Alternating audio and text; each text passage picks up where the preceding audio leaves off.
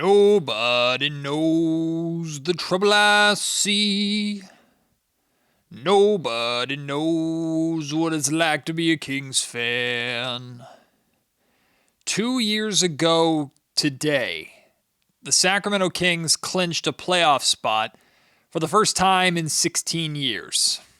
And now 2 years later, the Kings get blown out by 30 in Orlando. If I could turn back time.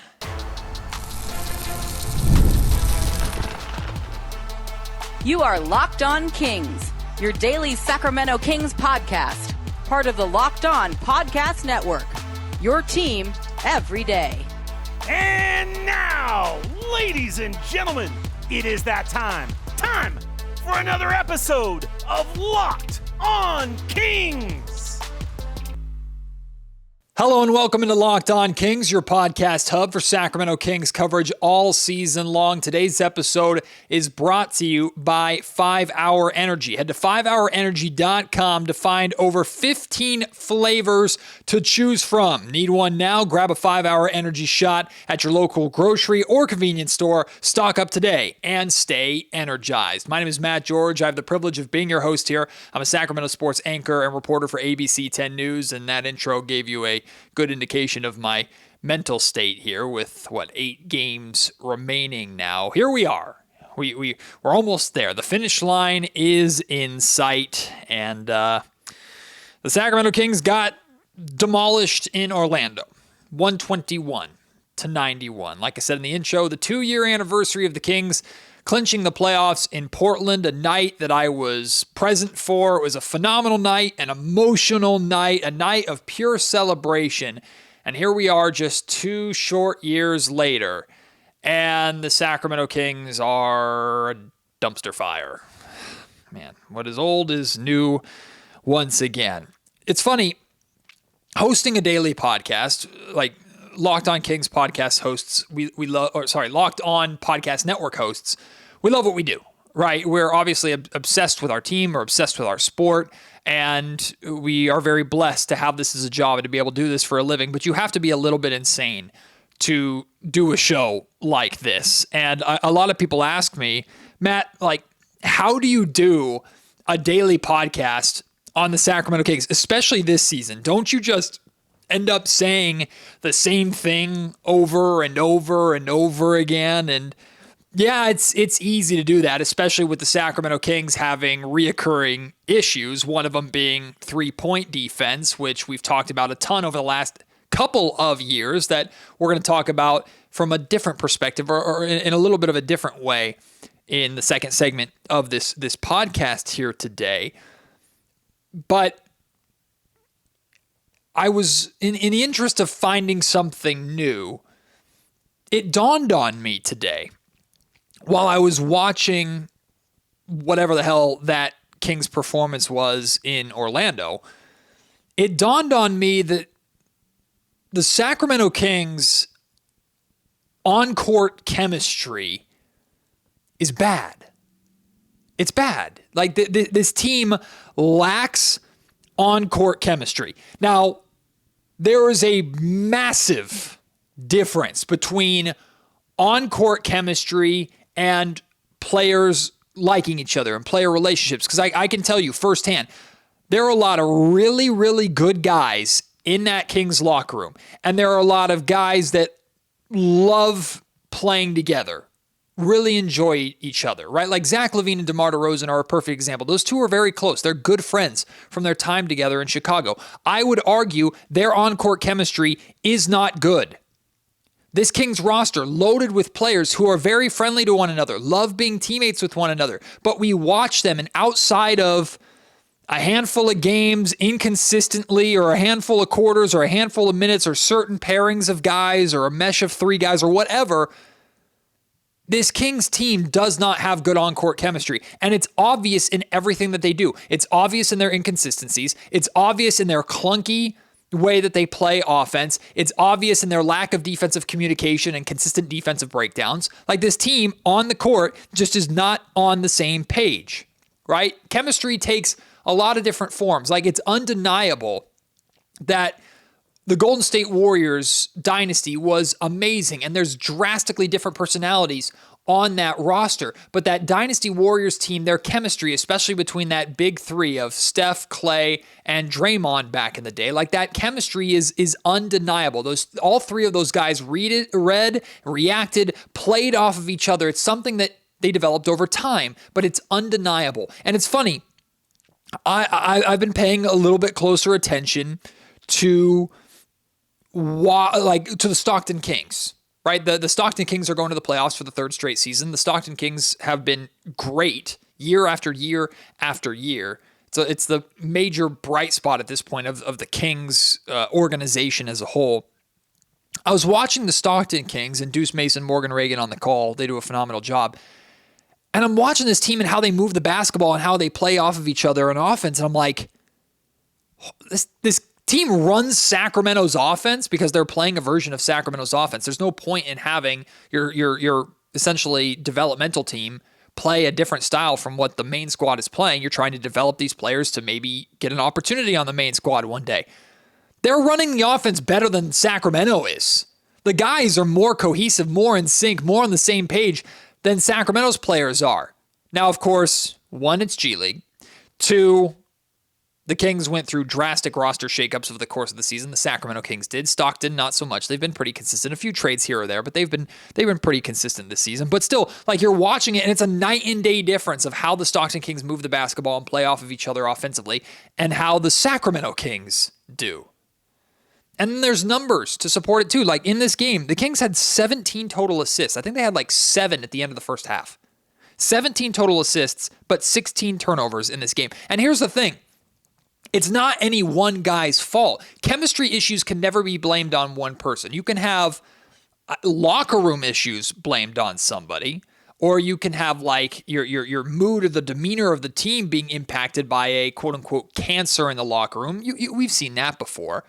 But a team that doesn't have good on-court chemistry, it can never be blamed on one guy. Like a lot of us, and I've seen it, and I've been guilty of this a little bit too, like pointing the finger at DeMar DeRozan and going, it's DeMar DeRozan's fault. He's a ball stopper. He holds onto the ball too long. He just creates for himself. He's an isolation player. The ball does not move when it's in DeMar DeRozan's hands.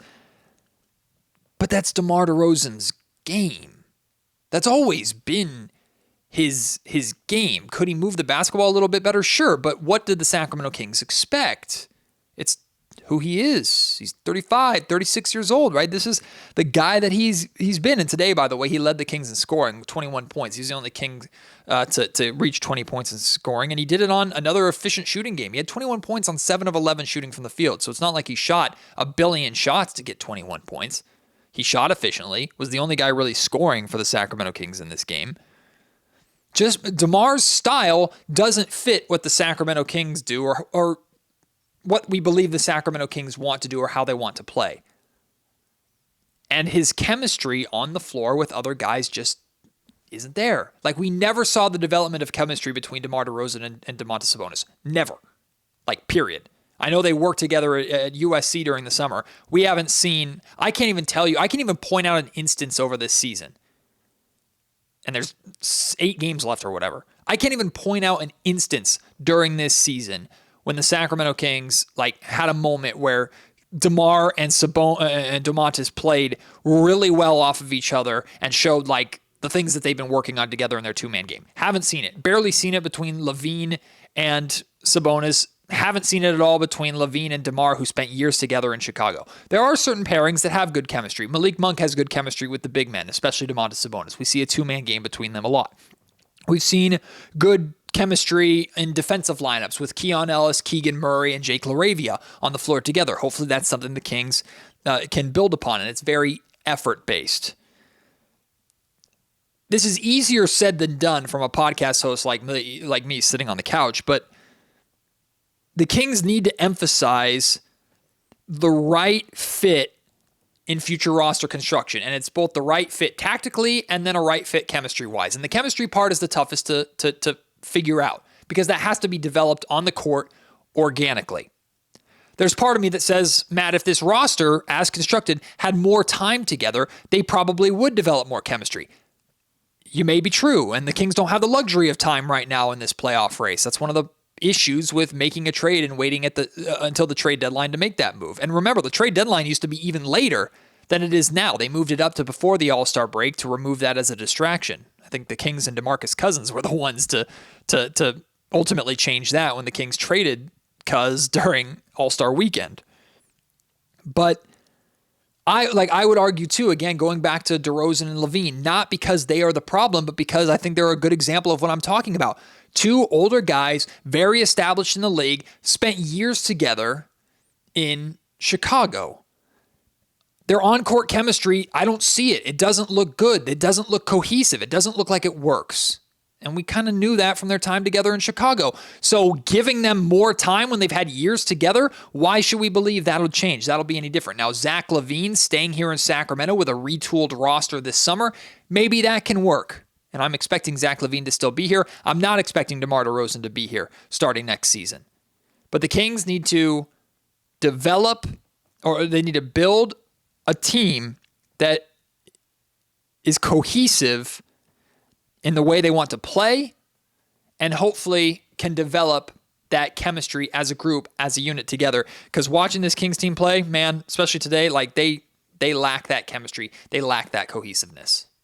Today's episode of the Locked On Kings podcast is brought to you by 5 Hour Energy. Daylight savings snuck up on us again, didn't it? And if you're feeling that lost hour of sleep, hey, it lasts a while. 5 Hour Energy has your back. The extra sunshine means more time for fun, but sometimes you need a little boost to get you through that extra hour, right? Whether you're staying up late watching the NCAA tournament, squeezing in a round of golf after work, or just trying to keep up through a busy day, or fight your way through that snooze fest of a Kings game today, 5 Hour Energy gives you that quick, refreshing pick-me-up that you need. I've been staying up late naturally for my job. I work very late nights. Some of you may notice how late these podcasts come out, especially after Kings home games. 5 Hour Energy is what keeps me cooking inside the Golden One Center. I'll have one around halftime. And sometimes I even need to pop one first thing in the morning when I get up to handle my parenting responsibilities. There are some amazing flavors that you can go to, and you can try them all out. They're super easy to find, super convenient. You can find them at your local convenience stores. They're all over local grocery stores. It gives you that on-the-go boost that you sometimes need and you can't live without. Head to 5hourenergy.com to find over 15 flavors to choose from, including watermelon, blue raspberry, which is my favorite, and peach mango. You can even build your own 12-pack or 24-pack delivered right to your door. And if you need one right now, again, grab a 5 Hour Energy shot at your local grocery or convenience store. They're everywhere. Stock up today, and stay energized. Stop me if you've heard this before over the last couple of years. The Sacramento Kings can't play defense on the perimeter. They can't defend the three. In fact, I'll just be blunt. The Sacramento Kings three-point defense sucks. But why? Boy, is that the million-dollar question that we've been trying to put together and figure out. And honestly, it's less difficult to point out the problem than it is to come up with a solution. But I've dabbled in this and talked about this a little bit. I'm going to go a layer deeper. The root of Sacramento's three-point defensive issue is mental. But here's the thing. It's not the Kings' mental. It's the opponent's mental. Right? Of course, if Sacramento had better defenders on their roster, if they had more guys that were taller, longer, more athletic, guys that could close out better, guys that are 6'7", 6'8", with an over 7-foot wingspan that's tough to shoot over, like more of those absolutely would help, don't get me wrong. But so much of shooting is confidence. Any good shooter will tell you that, right? That's why you'll hear guys that are good shooters when they're going through slumps. I mean, think about what Keegan Murray went through to start this season. Just keep shooting, right? Work your way through it. Build that confidence back up. And Keegan Murray, who has been shooting the ball better, actually recently said after a Kings home game during that 7-game homestand, like he's developing a rhythm again. He's building that confidence back up. We can see it in the way that he's playing.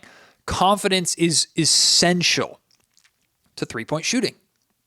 And what the Sacramento Kings have to do is they have to remove or somehow change their reputation of being such a poor three-point shooting team that it immediately gives opponents confidence.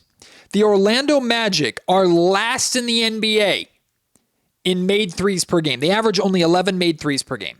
They're also dead last in the NBA in three-point percentage. They shoot just 31% from three as a team. Tonight, the Magic made 18 threes, and they shot 46% from three-point range. That's a 15% improvement upon their average against the Kings. And this is not a one-off thing. The Magic, for some reason, always shoot well against the Sacramento Kings. Well, it's not some reason. I'll give you the reason. It's because they come into every game against the Kings with full confidence. We've talked about the Kings as the get-right game for so many teams, the Robitussin for so many teams. If you're having a bad shooting game, you look forward to playing the Sacramento Kings because you know you're going to get your good looks. Why do the Magic shoot so well against the Kings? Because they know that they can. Why do so many teams come through the Golden One Center and shoot lights out against the Sacramento Kings? Because they know they will get good looks. And then they see a few go in to start the game, and at that point, it's an avalanche.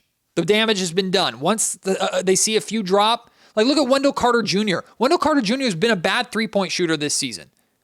Wendell Carter Jr. knocked down his first couple of threes, and that was it. Right? He was on. So was everybody else on this Orlando Magic team. It's ridiculous the amount of times that the Sacramento Kings just get torched from the perimeter. And it has everything to do with confidence. Again, easy for me to say from this position on a couch where I don't have to lift a finger or do anything. The Sacramento Kings do need to add more defensive talent to their roster. But the Kings are never going to fully break out of this being one of the worst, if not the worst, three-point defensive team in the league if they can't change their reputation of being a field day for three-point shooters. Until they can impact the opposing team's confidence that they bring into games, they're not going to be able to shake their poor three-point defense. On a side note, with the Sacramento Kings losing by 30 today, and the Dallas Mavericks beating the Chicago Bulls by just 1 point on the road, ladies and gentlemen, the Sacramento Kings have dropped to 10th. They have lost, as of now, home court advantage in that first play-in game. As of right now, if the season ended today, they would head to Dallas to take on Anthony Davis and the Mavericks in their first play-in game. On top of that, the Kings are only 1 game ahead of the Phoenix Suns. Now, the Kings still have a difficult schedule. The Suns still have a very difficult schedule. So maybe the Kings can hold on. And I remind you, for the upteenth time, the Kings and Suns play each other on the final day of the season. Let's say, percentage-wise, we go into that last game where the Kings and Suns are playing. The Kings are 1 game ahead of Phoenix. Essentially, the Phoenix Suns need to win that game to jump up 1 place in the standings and to tie the Sacramento Kings. Well, if they win, they have a chance at winning the tiebreaker. Of course, if the Sacramento Kings win, they would, 1, eliminate the Suns, and 2, would have the 3-1 tiebreaker over them. So that last game of the season might be mighty, mighty important if the Sacramento Kings can handle their business before getting there. They have still some tough games coming up. Some hopefully gimmies too in Washington and Charlotte, but who knows with this team.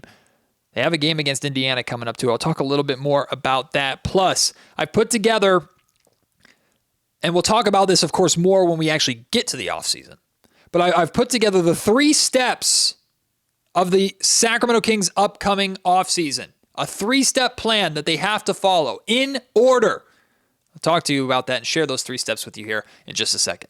Today's episode of the Locked On Kings podcast is also brought to you by FanDuel. March Madness is here, and FanDuel is giving you the chance to get in on the action like never before. The tournament is winding down. We're getting into the really, really big round. I mean, every round is big, but we're getting into close to championship rounds, right? New customers right now can get $200 in bonus bets when your first $5 bet wins. That's 200 extra bucks to use on everything from buzzer beaters to Cinderella stories and even who's cutting down the nets. If you have your favorite still in the running, both men's and women's brackets, ride with them to the end. You can do so on FanDuel while making money, or you can look for those upsets that you think are going to win, those sleepers. If you want to bet on individual performance like Paige Becker's going for 40 points today for UConn. There's so many ways to stay involved in the action on FanDuel. Plus, it's easy and fast. The FanDuel app is simple to use, and when you win, you get your money very, very quickly. Almost instantly, actually. No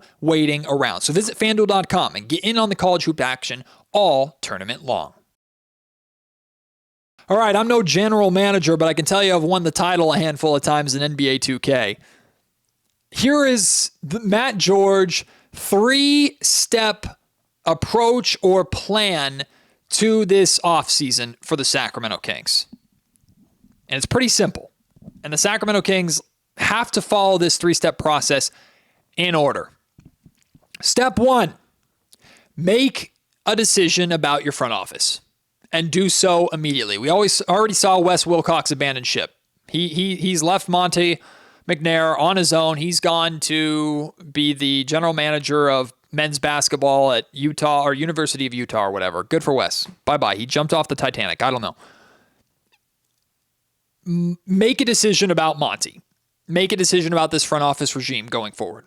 And what I mean by that, like immediately. So once the season ends, regardless if the Kings make the play-in, playoffs, miss it altogether, who cares?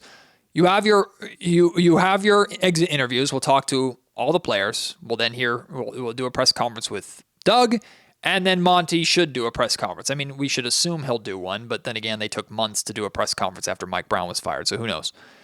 After all those exit interviews are done, I'm talking within a week or 2 weeks, make a decision. Don't wait around until draft lottery time or the end of the playoffs and NBA finals and the NBA draft or whatever. Make your decision.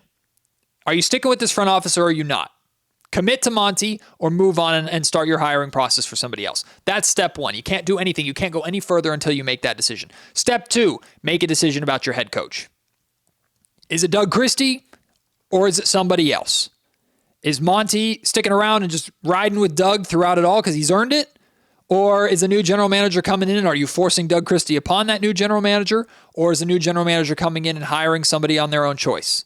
Whatever it is, hire that head coach and empower that head coach to identify your team identity and the way that you want to play.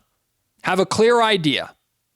Then step 3 is build your roster with that identity at its core, right? The core must fit the way you want to play. I think of Ime Udoka and the Houston Rockets, right? Ime Udoka, a hard-ass coach who has a chip on his shoulder, a scowl on his face. His team embodies that. The Houston Rockets are a physical, talk trash, beat you up type team. And look where they vaulted themselves into, I think, second in the West right now. You need to have a team that fits the coach. The Sacramento Kings have really never done that, or at least since Rick Adelman. They never really did that from Mike Brown. They certainly haven't done it from Doug Christie. He's inherited this mess and tried to make the best of it. So if Doug Christie is the head coach, let's say his identity or the team identity, he wants the team to play the same way that he played as a player. Scrappy, aggressive defense, and then shoot a lot of threes. Well, he didn't shoot a lot of threes, but he wants the team to shoot a lot of threes. Okay, fully commit to that. Zach LaVine's still on the roster. Hey, there's a lot of threes. Keon Ellis playing a lot of minutes. Jake LaRavia sticking around. Keegan Murray, scrappy defense right there. Okay, now add on to that. Build a core of players that fits that. You want to play with pace? Well, if that's your identity, you kind of screwed up because you got rid of De'Aaron Fox. So maybe pace is out the window. 3-point shooting? Okay, go out and find more shooters and encourage Domantas Sabonis to shoot the damn basketball more. DHO and pick and roll? Well, you got the best center in the league to do it other than Nikola Jokic. So continue to build and run through Domas and surround him with better players that complement his style. Physical bully ball? If that's what you want to do, then this roster needs a complete overhaul. Whatever coach you find, Doug or somebody else, Let them identify what that identity is going to be for this team, how they want to play, and keep the players that complement that, and go out and find the players that you don't have to fill out the roster that complement that style. Even if it doesn't work right away, do it. Easier said than done, but I'm tired of seeing the Sacramento Kings try and have their foot in three different pools. This Kings team doesn't have an identity just as much as they don't have a direction. Find the way you want to play, build, and have the coach be at the center of that, and empower the coach with the players that he wants / fit that identity. They didn't do it for Mike Brown, a defensive-minded head coach. They never got him the length and athleticism he's wanting. If it's Doug, give Doug what he wants. If it's someone else, give that somebody else what they want and what they need to play the way that they want to play. That's what the Sacramento Kings need to do. And then everything else kind of falls under that mix. You need a new point guard, get the point guard to fit that. You need to make trades and get rid of some of these players, get rid of the ones that don't fit that identity. It all falls under that 3-step plan. But before we get into the offseason, the Sacramento Kings have games remaining. They play the Indiana Pacers on Monday. I don't have high expectations for that game, considering they just got rinsed by the Orlando Magic. We know who plays for the Indiana Pacers. Cough, cough, Tyrese Halliburton. I don't have high expectations for that game, so we'll see where the Kings end up. And I'll be completely honest with you, that game falls on Monday, the 31st, which is the home opener for the A's here in Sacramento. For ABC 10, I am going to be all in on our A's coverage for obvious reasons. It's a historical day for this city. So I'm not going to be paying very close attention to that Kings-Pacers game. I'm going to do one of two things. I'm either going to do an abbreviated podcast based off of what I did see from that game, or I'm going to go home at the end of that shift very late, watch the game in its entirety, and then either do a podcast super late that night or the next morning. So I'm just warning you in advance. I will still be paying attention, and I should still do a podcast or provide content unless something goes crazy or wrong or whatever. But I'm just letting you know, like real time, I'm going to be very A's focused and not Pacers focused. And I feel like I'd be the same way, honestly, if the Sacramento Kings were a good basketball team. Boy, I wish this game didn't matter because the Kings were already playoff bound like the top teams in the West, but that's just not where they are.